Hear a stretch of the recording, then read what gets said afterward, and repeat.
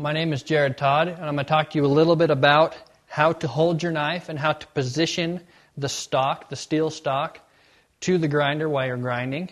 What you want to do is, because this is a curved wheel, the nice thing about using the curved wheel is you don't have any resistance of the belt pushing against, like if you were to use this flat part.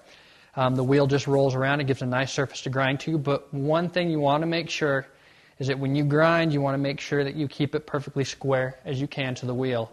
If you start grinding on an angle, say if you're grinding like this, you'll bring the steel down to this edge, but on the back, it's going to be a lot further in, so you're going to have to shrink the size of your knife.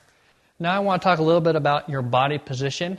You want to stand directly in front of the grinder and make sure that when you push into it, you're pushing square into it, as well as you keep your elbows locked against your side, because you don't want a lot of movement, because you want to have a nice, crisp, flat grind. So if you keep your upper frame locked up, keep your legs a little bit spread apart so that you're able to support yourself, because you will be pushing into this belt with quite a bit of force.